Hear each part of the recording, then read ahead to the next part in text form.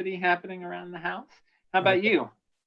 Well, I don't have homeschooling. I have grandchildren I'm homeschooling, but my wife and I are healthy and kind of now that we're almost at 2 months, getting used to this new way of life. Mm-hmm.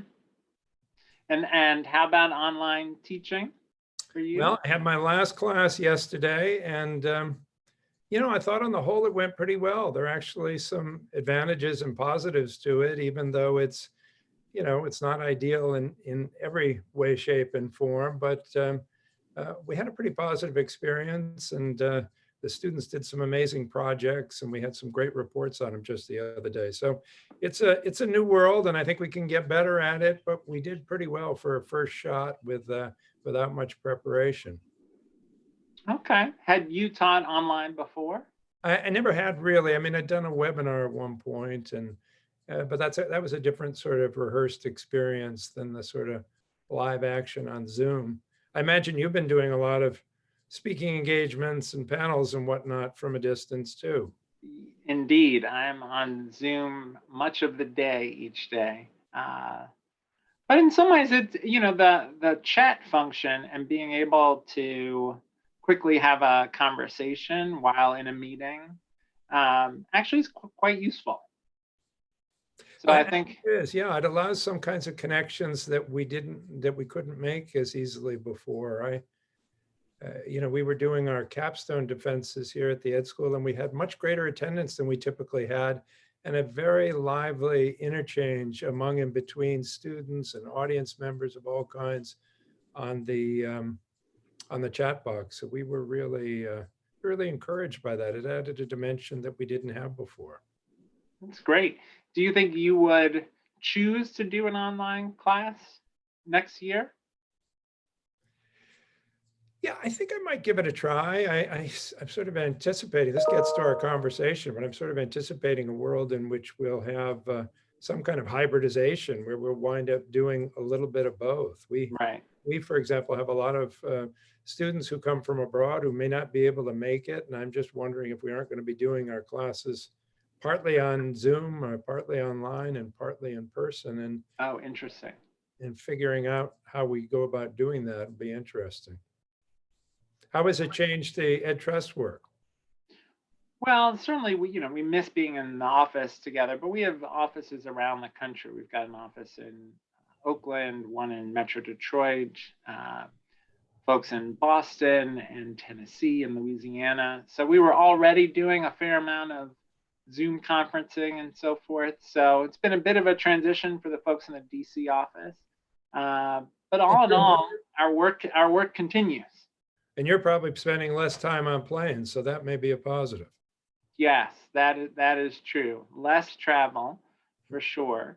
And it's changed family life, right? My girls are 16 and 13, and usually they're very busy with activities. And now we'll have time together, the four of us, and that's been a nice element to this time period. They're getting plenty of parental attention, right? Indeed. So maybe sometimes more than they would like. Right. As my 18-year-old says, whether I want it or not. That's right. Yeah. Well, I think we've got a quorum. We've got a number of folks, a very large audience that's joined us, and we're delighted to have you all here. Let me sort of formally welcome everyone and kick this off. I'm Paul Reville. I'm a faculty member here at the Harvard Graduate School of Education, and I'm thrilled to have the opportunity to participate in a conversation this afternoon with John King, who I'm sure is known to all of you, but John is the president and CEO of Education Trust. He is the former U.S. Secretary of Education in the Obama administration. He also served as deputy secretary to Arne Duncan. He is the former commissioner of education in New York and has held many other important roles, not least of which are teacher and principal. He's a former Bostonian. And most important to me, he's been a friend and colleague over the years and a major leader in our country in terms of the campaign for social justice and equity through education. So, John, we're thrilled to have you here. Thank you so much for joining us. It's great to join you. I look forward to the conversation. Me too. All right, so let's get started. I told you I'd give you a big kind of roundhouse question at the beginning in the hope that you'd take, 3 or 4 minutes to kind of sum up your perspective. I've been calling this coronavirus crisis, potentially an evolutionary moment in education, maybe a Sputnik moment, in which we have the opportunity to sort of pivot or change dramatically. I mean, it's a time of change, it's a time of vulnerability, it's a time of danger, but at the same time, it's a time of opportunity. And I'm wondering how you see this moment, both in the short term and in the long term, particularly in light of your work at the Education Trust and the equity campaign that's so central to your work. Yeah. Well, I think in many ways, this crisis has brought into sharper relief inequities that we all knew existed beforehand. Uh, the racial disparities, the socioeconomic disparities we see around health outcomes, the fact that um, in Chicago, African Americans make up about 30% of the population, but 70% of the folks who are dying from COVID-19, the disproportionate impact of the economic crisis from COVID-19 on Black and Latino families, on low-income communities. Those are extensions of inequities that existed pre-COVID-19.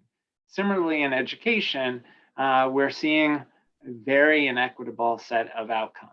In some school districts, the transition to distance learning went incredibly smoothly, and folks were already used to using a learning management system. Kids already had devices. Teachers were already familiar with the education technology as a tool for learning, and they transitioned quite smoothly to online learning. In other districts, folks are still struggling.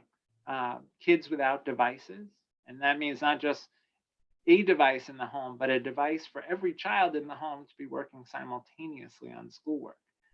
Communities with very limited internet access, high needs rural communities where you don't have bandwidth, high needs communities across geographies where internet service providers won't let you have internet if you have an unpaid balance. And so low income families can't access the internet, or undocumented folks, mixed status families who are uncomfortable giving so much personal information to the internet service provider, so not able to access the internet. So we see those inequities. We see inequities in districts' readiness to move to distance learning. Some places where teachers got a ton of professional development, other places where there was very little. Some families where there are two parents teleworking at home who are supporting their kids' learning, and other families where kids are on their own. Only 20% of the African American workforce can work from home. So we see real disparities in terms of the level at which parents can engage with students' work. And we also see real socio-emotional disparities. Some kids are in homes where there's domestic violence, where there's abuse, where there's addiction. And that's going to take a toll on them as they are disconnected from the adults and peers at school. So for all these reasons, we will see disparities in the impact of this period. Kids will come back next school year, some having done a lot of learning, others with very substantial learning loss. NWEA did a study recently suggesting that students may lose a half year or more in mathematics as a result of this period. So we've got to be focused on, when we come back, how do we tackle all of these equity issues? And to your point, how do we make this a transformative moment, a New Deal moment, where we re-examine our social contract, re-examine how we've designed our education system, and actually do the things necessary to make it more equitable? Well, in that regard, John, what do you see in the foreground here?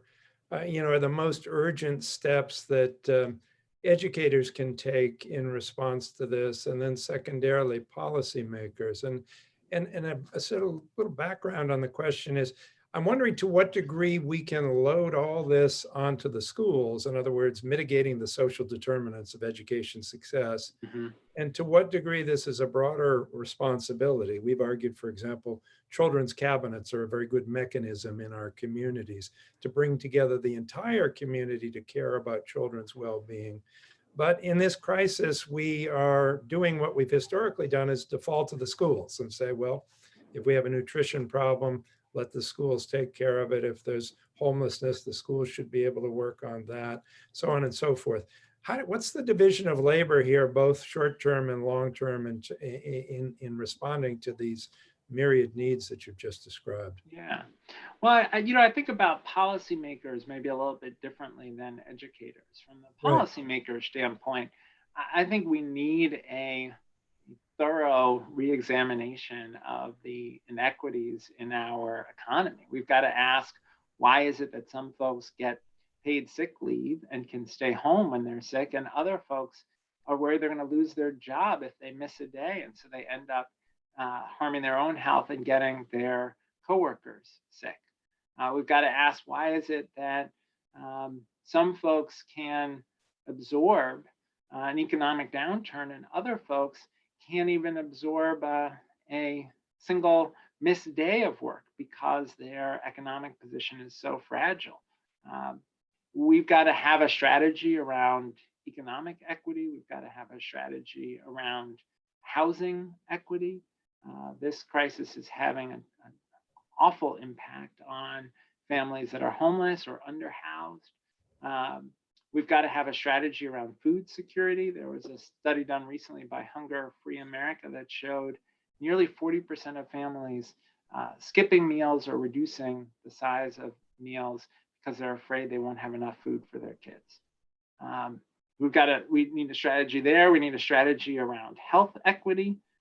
Some folks are scared to take care of their own health, not just now because of COVID-19. This was true before COVID-19. So we need really a whole family strategy that is about addressing all of these inequities across domains. Now, for educators, I think our focus needs to be on how we support kids as whole people. And that means trying to minimize the academic harm of this period. Everybody's got to have devices, everybody's got to have internet, everybody's got to have good quality interaction with teachers around academic content. But we also have to maintain the relationships that are so critical to kids' socio-emotional well-being. I think about the Phoenix Union High School District in Arizona that has a Every Student Every Day campaign where they've mobilized all of the adults who work for the school system, including the superintendent and central office staff, so that every kid is hearing from an adult with the school district every day. And those adults are gathering information about kids' needs and bringing that back to the central office so that they can try to support their students. I think about the kids for whom that morning meeting in the elementary school classroom where they see their teacher and they see their peers and they check in and say how they're doing is the best part of their day. And it's the moment that gives them hope and optimism. So we've got to, as educators, I think about the academic and the socio-emotional. We got to start planning for next school year. And we also have to be advocates for policymakers to take on these broader social issues and to protect education from what could be devastating cuts if we don't see meaningful action from Congress on resources for schools. I want to come back to that issue of finances in a little bit, but let's stick a little bit with the sort of immediate implications for education. I mean, you've talked about a number of sort of broader policy issues that policymakers need to attend to. They may or may not get solved in the short run. We would hope we make progress in the long run. So therefore, in the short run, it's likely that a lot of those things are going to or the absence of progressive policies in those areas are going to show up in effects that we see in children in schools. So let's be optimistic and assume we're going to have all the children coming back to school somehow in the fall, which may or may not be the case, and that's another point of discussion. I've just been writing and thinking about, we're about to make a massive act of simultaneous social promotion in the United States. In other words, we're moving a whole class forward because we can't afford to retain them and take on a new class simultaneously because of the limits of staff, budget, and space. And they're all showing up, and some of the differences between them in terms of not only educational mastery, but also in terms of readiness to learn, are going to be even more profound than they ever have been as a result of this crisis. And can we any longer proceed on treating them all equally, with the same treatment, the same rough approach, and teach to the average and all that? Or do we have to get better at differentiating between our children, customizing education to them, assessing where each of them is, and providing for each, meeting them where they are and giving them what they need? And how do you do that given the current capacities and limitations of our public school system? Can we make a shift from the factory model, one size fits all, to a more personalized, customized system where we plan for success for each child? If we want to avoid a lost generation of kids, we have to make that shift. We have to think in terms of equity, not giving everyone the same thing, but giving every kid what they need. Now, that may start this summer with providing summer school for some students. It may be that this is an opportunity to start the school year early for certain students. I think particularly about students with disabilities, English learners, who are missing so many supports during this period of distance learning. As we think about next school year, we may need to think about some structural changes. We may want to think about looping, where strong teachers might stay with the same class of students that they had this school year so that they get a jump start on the new school year. We may want to think about restructuring the school day so that we have extended learning time, staggering the schedule for staff so that we can extend kids' time in school. We may want to think about shifting how we organize instructional time so that we create time for intensive tutoring. We've got a lot of evidence that intensive tutoring can help students make up ground very quickly, but we'd have to organize ourselves differently. We might have to partner differently, have AmeriCorps core members, for example, playing a role as tutors during the school day to support kids, something that City Year does in a number of schools where they work. We may need to think differently about what kids need right from the start of the school year with diagnostic assessment to figure out who's furthest behind, what are the gaps, what have kids missed, and then adapt our instruction accordingly. School districts may need to have teachers come back early for next school year so they can do planning for real differentiated instruction. This may be a moment where school districts need to reevaluate whether they need a better curriculum. A high quality curriculum can be the foundation for accelerating students' progress. And some districts are experiencing this spring what happens when you don't have a high quality curriculum around which to organize activity, where every kid is getting something different in their classroom without a coherent sense of what the common objectives are for grade level content. So this is a moment, I think, for districts to reevaluate their whole approach and ask, what will it take to get every student to college and career readiness? Yeah, I think that's absolutely the challenge ahead. It requires some significant shifts and transformations. It also requires the time for education leaders and educators collectively working with families and communities to think about reshaping an education system. I mean, just to take one example, you talked about differentiating between students, and that's the logical consequence of doing diagnostic assessment. Some children need more instruction in certain areas than others, and how do we then adapt the system? We're now in a rigid kind of one size fits all schedule and calendar, and there's a lot of resistance to changing that for all kinds of reasons, mostly adult interests.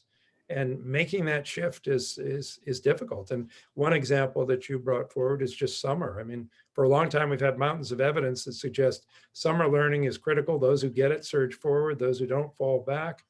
And now we maybe have an opportunity to get a foot in the door of making summer learning something other than an accident of birth, but actually making it an entitlement. So what are you hearing about summer and positive developments out in the field with respect to communities' offerings or what they plan to do this summer? Yeah, I think there's really an appetite. Randy Weingarten from the AFT and I actually wrote a piece recently arguing that we need Congress to step up and dedicate funding for summer, summer 20, extended learning during the 2021 school year, and summer 21 in order to make up for the learning loss we've experienced. But one of the points we make in this piece that Randy and I wrote is that summer may need to look different from the school year, that we want it not just to be a sort of doubling down on the things that we've been doing, but an opportunity to enrich students' experience. So could we embed our work on math support in a curriculum that focuses on animation or robotics? Could we embed our work on students' reading and writing skills in a course that focuses on theater and producing great plays and using that as an opportunity to get students building their language skills? So we want to think about summer as a time to enrich, just as affluent students often see summer as a time of enrichment. I think there's an appetite, but resources will be critical. Right, the resources are going to be critical, and you know, yeah, what you're describing sounds like enriched summer camp, which those of us who have privilege can afford for our children, but those who don't, you know, are out of luck. And somehow leveling that playing field would be huge. That's right. You mentioned Randy Weingarten, and I wanted to ask you too about just the implications in a field that's historically been fairly conservative about its structure, organization, and operating principles. What kinds of flexibilities do you think management and labor need to be thinking about in the face of this crisis? We've seen all kinds of flexibilities in the healthcare world and the world of business and other functions in our society.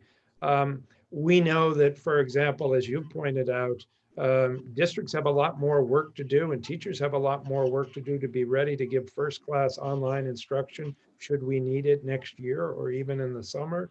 That's going to require some flexibility in the near term in terms of, you know, our traditional contracts or standard operating management procedures and whatnot. What do you think needs to happen there, and what are you seeing that gives you encouragement or hope in that domain? The good thing is that during this period of distance learning in a number of districts around the country, labor and management have come together pretty quickly to define new routines of work. So I think about the Miami school district that pretty quickly was able to work with their union to figure out how they would structure distance learning and make sure that students had interaction with their teachers, but also balancing that with the competing demands on teachers' time, including lots of teachers who have kids themselves at home. So there is some hope, I think, that folks are willing to come to the table. I think it will be important for districts to be sensitive to some of the challenges that teachers are experiencing. So, you know, we have a lot of teachers who are older, who are potentially in vulnerable categories for COVID-19, teachers who may be immunocompromised for a variety of reasons, teachers who may have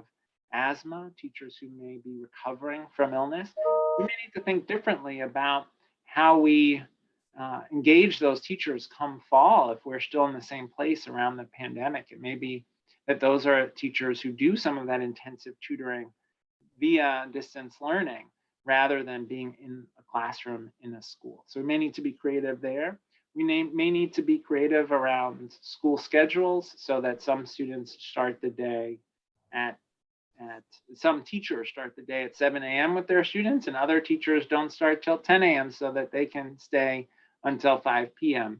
to support students. So I do think we're going to need to be flexible.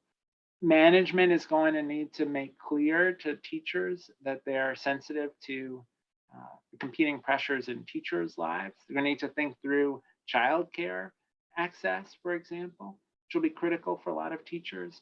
And I think labor will need to be creative about defining what new roles look like in this new context. Part of what we're talking about really is the expectations that we have of one another within the field, in the aftermath of a crisis. I've sometimes likened this to an earthquake. Suddenly, the whole world has been tilted on its side, and we're coming up and standing up, dusting ourselves off, and trying to reconnect with people, and then restore some basic familiar systems that we can work with, and then maybe think about pivoting to a new era. But while we're doing this, there's this matter of expectations. What do we expect of our schools? What do we expect of our communities? What do we expect of teachers? What do we expect of families? Suddenly we're in a whole new era for families, where we've sometimes just given lip service to family engagement, and families as the principal educators of their children. Suddenly that's really become the case, and that's been loaded onto families. And if one size fits all didn't work well for students, it doesn't work. It works even worse for families in terms of the differences that exist and that you've pointed out in your comments. So setting expectations is really important. One of the ways in which we do that in education is through functions like grading, testing, accountability. And all of that has come into question and have been the source of great controversy in this moment. And I wonder if you'd reflect a little bit on that, how districts are making decisions, trying to do so with an eye to equity about grading. And and we've vacated most of state testing orders for this year, but what are the long-term implications in terms of accountability and things of this nature as you see it now, John? Yeah. Well, we had no choice really about testing this year, given the pandemic. I think what's clear is we still are going to need to know where kids are when we get back to school, the kind of diagnostic assessment we were talking about earlier. And it will be important for states to support districts, both in terms of best practices and financially, to be able to do those kinds of diagnostic assessments when kids get back. And then next year, we'll have an opportunity to return to a regular system of gathering information about how students are doing. But we're certainly going to need to view that information through the lens of this extraordinary time that we're living in. And so I think there's a new analytic framework that we'll need for thinking about where students are, what we can expect from the next school year, how important it will be to take assessment data from next year and have that inform our plan for summer 21 and the 21-22 school year, so that we can keep making up ground that students may have lost. On issues like grading, and there's the decisions that school districts are making around AP exam participation and students taking the AP at home. I think what should guide us is what's best for kids, and how do we make sure that kids continue to make progress towards their goals for their own academic experience. So, for my older daughter, she's building into her spring, preparing for the APs that are going to look very different than they would have in a normal school year. But she also has a lot of resources and support to do that. And so school districts where many of the students are low income, they've got to have more supports in place if they want students to be able to participate successfully in the AP exams this spring. I mean, it's a question of districts asking, essentially, what will it take to help our kids be successful? What would we do for our own children? How do we ensure that we're doing that for other people's children as well? I wonder, you've talked a little bit about your own family, and you've talked about the dilemma we both have in predicament of families in this crisis. Both short-term and long-term, how should we be thinking about our strategies for connecting with and supporting families as they really lean into not just the homeschooling, but into all sorts of other dimensions of supporting and enriching the lives of their children?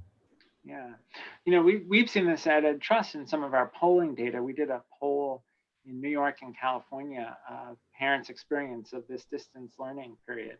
And two of the strongest indicators from that poll, one was nearly 90% of parents were quite concerned that their students would lose ground as a result of this time period. And two, parents rated very highly the possibility of interacting directly with their child's teacher. Over 95% of parents wanted that direct interaction with their child's teacher, but only about 52% of parents were experiencing that. So I think there is a lot of desire on parents' part to talk with their child's teacher, better understand where their kids are, what their kids need, what supports they can provide. Districts need to make sure that teachers are able to connect with parents. Districts need to make sure that information goes home in multiple languages. We worry a lot about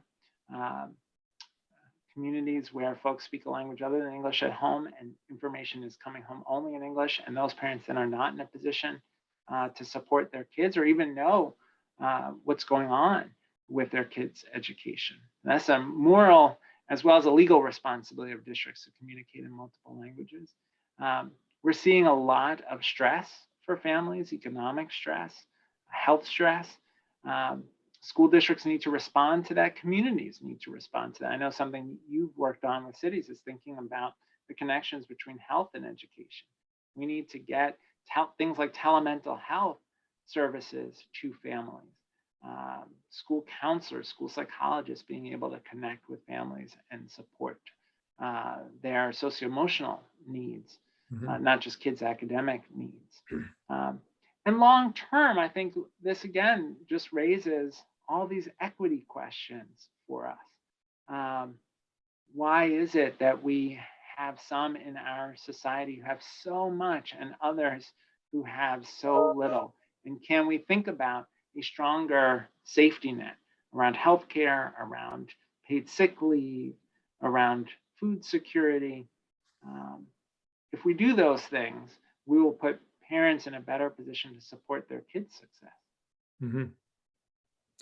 Let's talk for a little bit about resources now, because this is, as we know, we're in the midst of a gigantic health crisis, but it's also precipitated an economic crisis all over the world and in this country.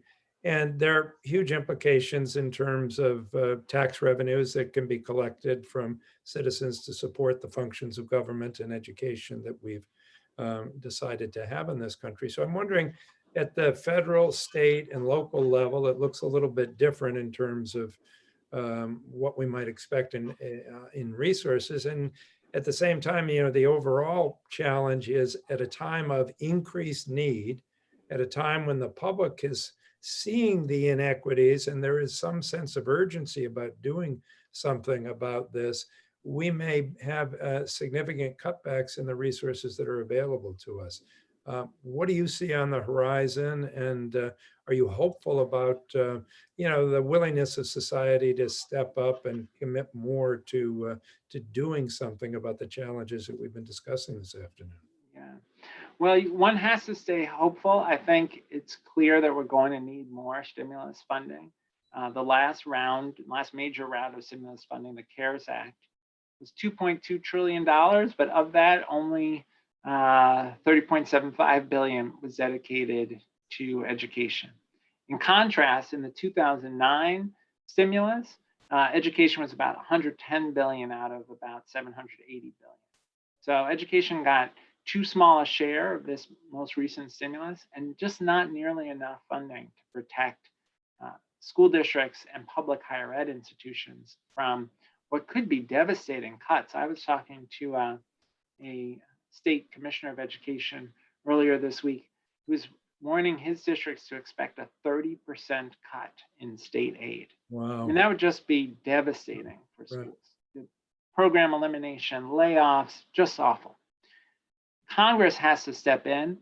We've joined with Urban League, Unidos US, NAACP, the NEA, the AFT, in asking Congress for at least $250 billion for education in this next round of stimulus funding. The reality is states have to balance their budgets, as you know, as you lived as Secretary of Education in Massachusetts.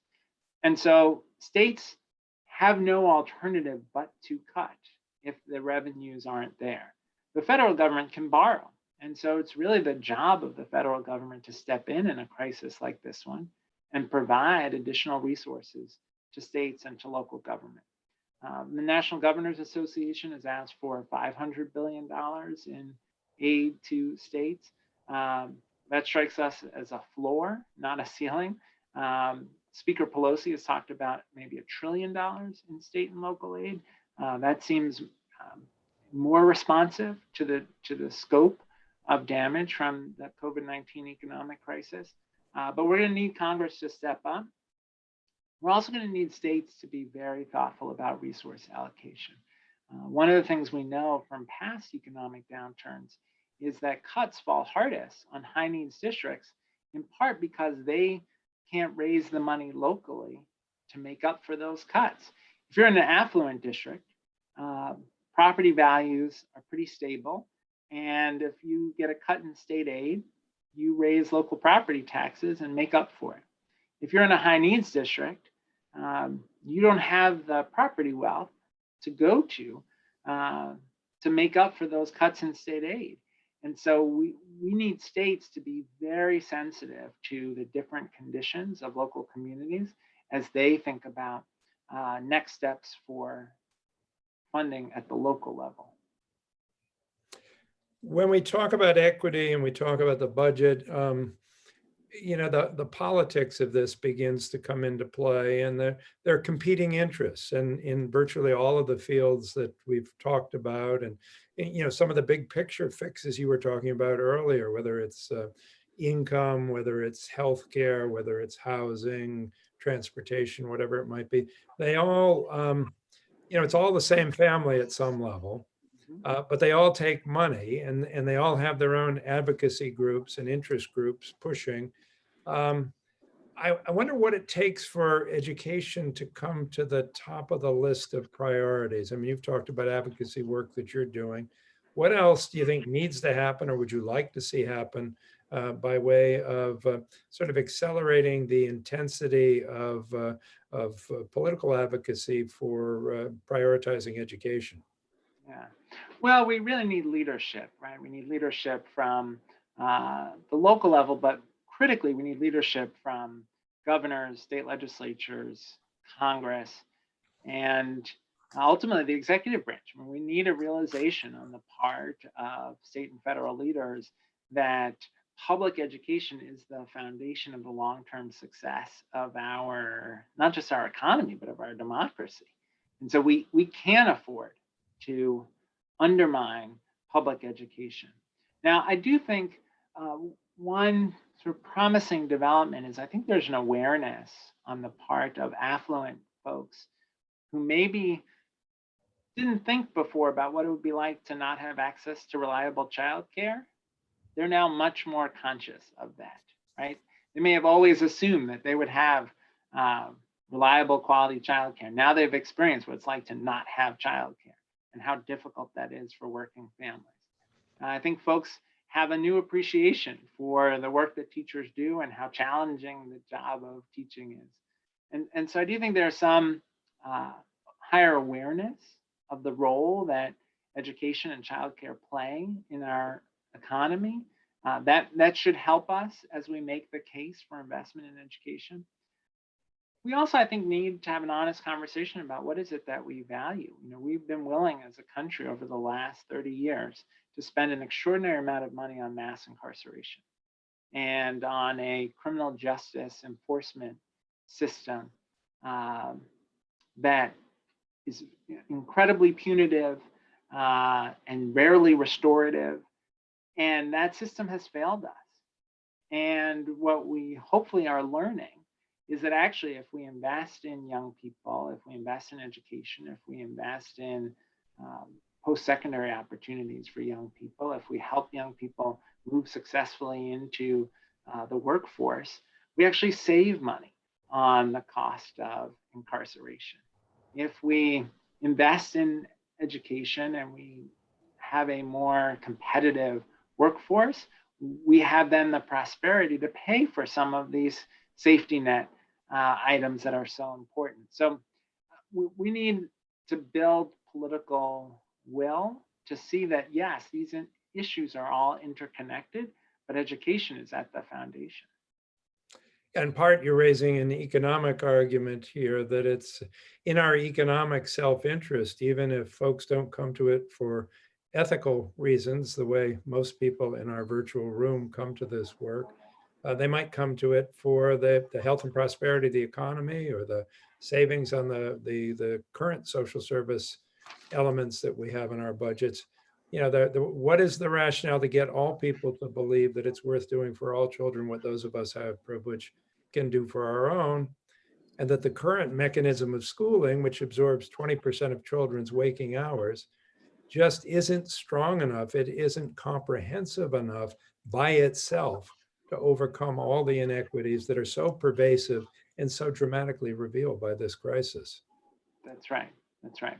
And we have to keep making the case about what high leverage interventions can make a difference. So I think about nurse family visitation, having a nurse visit with new parents early on to help them think about their child's health, socio-emotional well-being, and early learning. We know from decades of research that nurse family visitation programs pay for themselves many times over with better health outcomes, better academic outcomes, better family well-being outcomes. Some of our international competitors see that as just a natural part of childbirth and healthcare. You automatically get some number of family visits.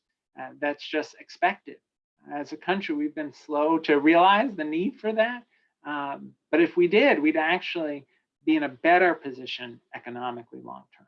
Yeah, and similar argument just for high quality early childhood education for all, That's right. which we have not yet achieved. I want to touch on a topic that we'd be remiss not to get to, and we both mentioned it in one way or another, but this sudden conversion, we're catapulted into the 21st century world of technology and learning online virtually overnight, literally overnight. And as you have said earlier, some districts, some teachers were ready for this. Some families were ready for this and others weren't. There are enormous disparities. For the most part, what we see across the country is sort of an immediate, understandable emergency response to being asked to shift from one domain to another overnight. But nobody should confuse that with best practice in the field for the most part.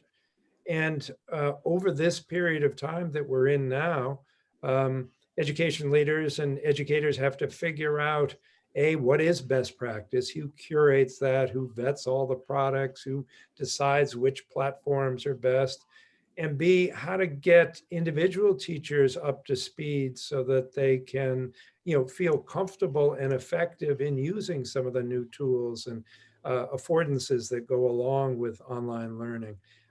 And so I wonder how you see the challenges there and what advice you'd have for people in the field about meeting those challenges. Yeah. Well, the Center for Reinventing Public Education at University of Washington is gathering together instructional continuity plans from districts to try to help people identify the variety of strategies that folks are using. A few things that we're seeing that I'm hopeful about. One is a realization in some districts that to do distance learning well requires a set of student learning skills that are actually quite different. Students need to be able to work independently. They need to be able to set goals for themselves. They need to be able to manage their time. They need to be able to ask questions when they need help. They need to be able to act on feedback. Now, those are routines of learning that hopefully would be built into the regular school experience, but they're essential for distance learning to work well. And so now there's a new attention to teaching those skills, and I hope that will carry over into the next school year, whether we're continuing with distance learning because of the pandemic or not. Hopefully people will see that there's just such value in helping students develop those kinds of skills. We're seeing folks think about leveraging strengths on a faculty, saying to themselves, well, rather than have every fourth grade teacher record asynchronous lesson on this topic.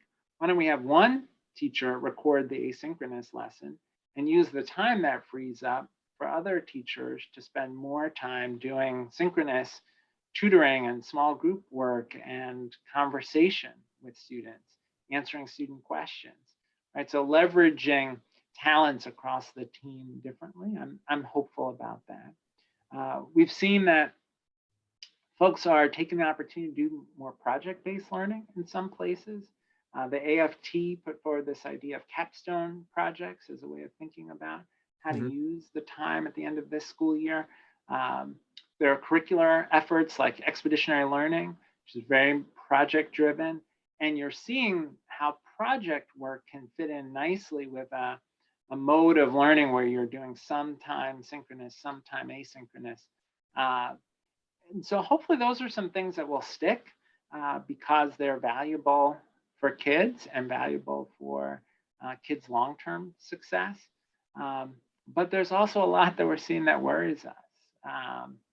You know, you can do distance learning really poorly. Yes. Folks struggling to figure out how to use the time in the classroom. Places where they've tried to reconstruct the entire day as a sequence of Zoom lessons. Right. Very hard for anyone. No adult could probably concentrate for that long and consecutive hours of Zoom time. So, you know, I think there's a lot of learning to be done from this period. And I hope districts will take time this summer to do some of that learning so that they're prepared next school year, because it may well be with the evolution of this pandemic that we will have periods of distance learning in communities next school year. Yeah. No, that seems likely. And I'm glad you mentioned the topic of time, because I think it's just vital that educators have the time.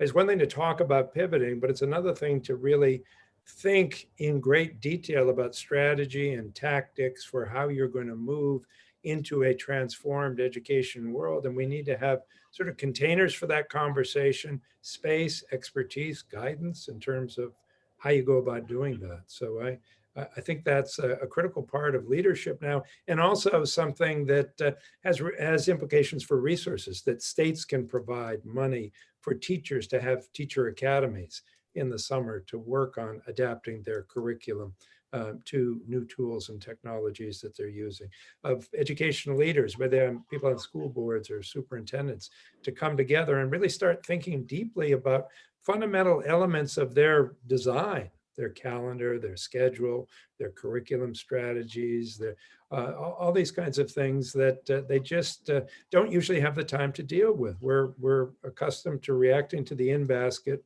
fighting the brush fires, but not stepping back and thinking strategically. We really need that opportunity now. That's right. I've been encouraging districts to think about creating a team now that is focused on next school year, and having that be a different team than the team that's thinking about distributing meals tomorrow, making sure distance learning continues to happen, distributing devices. You need a team that is dedicated to that long-term planning and able to think beyond just the immediate needs that are dominating people's attention. Yeah, I think that's a great idea. Well, we've had a number of questions coming in, and some of them I've already been screening and asking as we've gone along here, but I'm gonna pick out a few more that just come off the question board. And please feel free to continue to submit questions, and we'll get to them as we have time. One question was about what you'd say to a new teacher coming into the field right now. These are, first of all, it's a very challenging job market for young people generally. We historically have been challenged as a field in terms of attracting people and attracting a diverse workforce to come into the work of teaching, and just as importantly, sustaining them and growing that talent, holding on to people when they come in. What's your feeling about that conversation that you'd have with young people considering teaching careers and education leadership careers right now? Yeah, well, one is, you know, I had one of my University of Maryland students where I teach in a policy class just got accepted this week to a teacher training program. And she's super excited about it, and I'm super happy for her. And the first message I would say is, thank you, we need great teachers. And deeply grateful that you've chosen the teaching profession. Two, I would say, you can make such a huge difference. I always tell folks I'm alive today because of the amazing teachers I had in the New York City public schools when I was growing up. Um, my mom passed when I was 8, my dad when I was 12, and it was my 4th, 5th, 6th grade teacher, Mr. Osterweill, who saved my life by creating this place at school that was loving and nurturing and academically engaging. And so teachers have to know that they can be this transformative force in kids' lives. And so, yes, this is a hard moment to enter in the profession, but this is a profession that is truly transformative. And the other thing I would say is to keep relationships at the center. Really, school ultimately is about um, the relationship between a teacher and a student and the work in which they're engaged. And if you're coming into this profession, yes, there are all these stresses and challenges in your life and kids' lives, but that relationship that you build can be the thing that gives a kid a sense of hope and purpose. It certainly was for me. Do you see people do relationship building well in the online distance learning environment? Have you seen good practices in that area that you'd recommend? Yeah, it's certainly challenging. I think remembering that relationships are at the core, and so trying to build real connection. So, you know, it's not just giving the assignment, it's talking about the text and teachers being willing to share, what inspires them about a text, why they love an author, what part of the story resonated most with them, how that connects with their own experience. Being real with kids, even in a distance learning context, I think is critical. Um, really making time to give students feedback and answer their questions. I mean, it's the same things that you do in a classroom, but you got to think about how to do it through this new distance learning vehicle. I've certainly talked with folks who describe how their conversations, even on email about feedback they've given students, have allowed them to differentiate and provide more attention to students than maybe they were able to in a regular classroom environment. But you've got to be intentional about it. We have another question that starts with a focus on the needs of students with special needs, but I'd lump into this category English language learners, undocumented youth, young people who've just fallen off the screen of the school districts altogether. What about this array of special populations and in our current practice, how can districts be responsive to and inclusive of those populations and meet their needs, both in this time of transition, and what do we learn in this time of transition in doing a better job in the long run? Yeah, well, there are national organizations like NCLD and understood.org that I think have very useful resources around thinking about supporting students with disabilities during this period.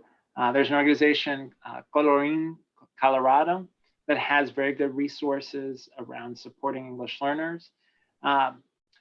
Two driving factors. One is districts cannot think that because we're doing distance learning, they don't have responsibility to serve those students. They absolutely do. They need to get them the best services they can under the circumstances. So if you're a kid who's dyslexic and you're getting Wilson or Orton Gillingham instruction, that can happen over Zoom. And so we've got to be diligent about getting kids services, but then we've got to acknowledge there are some things that may not be able to happen during this period, and we've got to make up for that with compensatory services when students come back. It's another reason why federal financial support will be so critical, because districts are going to need to make up for the service hours that students with disabilities are entitled to. They're going to need to have more supports for English learners as we transition back to school. We need Congress to step up to make sure the resources are there to support all of that work. What you're thinking, John, now about early childhood education and what needs to happen in that domain. And let's sort of expand this question just to, the application of some of these tools to online tools to the youngest learners, which present special challenges. But How about that whole domain? Huge challenge.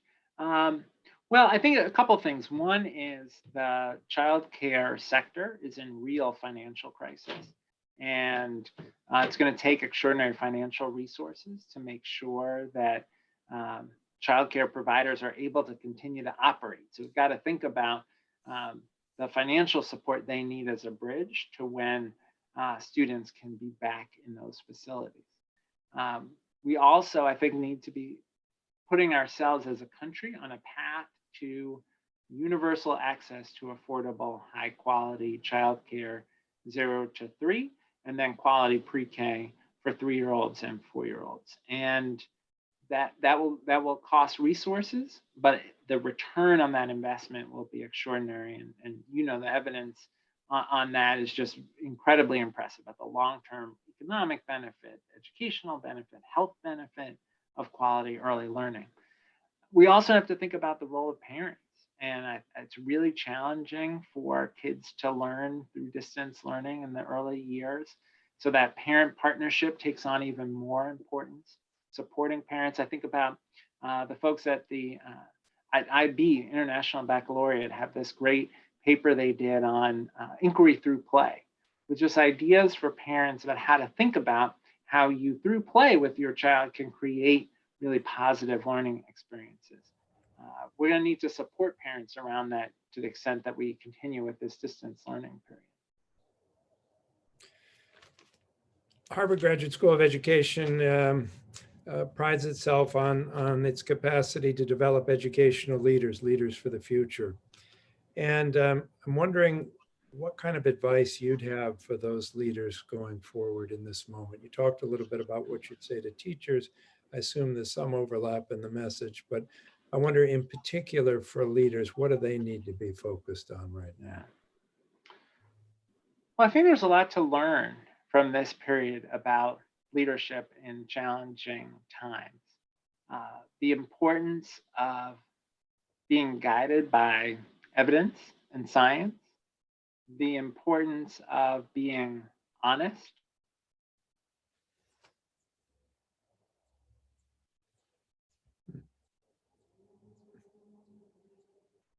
It's freezing up. Yep, we've momentarily lost John.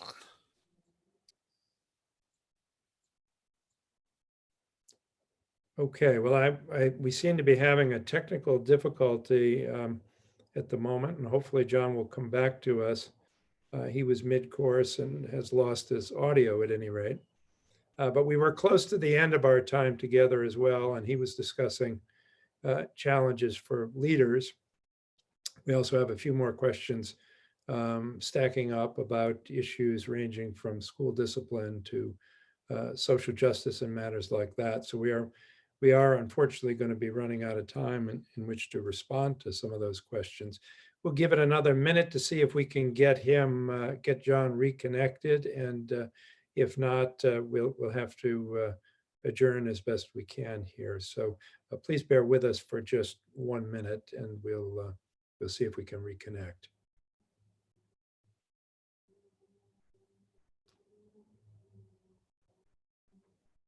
John's logging back on right now, and so I think we may be able to catch another just couple of minutes with him before we adjourn.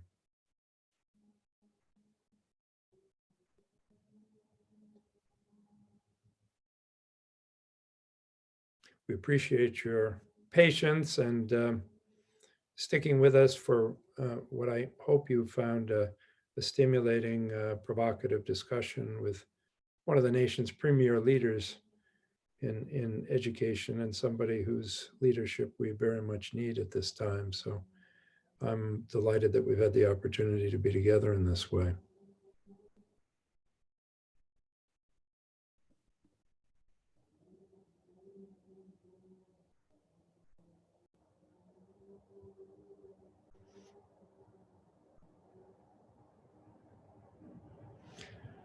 Okay, well, we don't seem to be able to, in the near term, reconnect with John.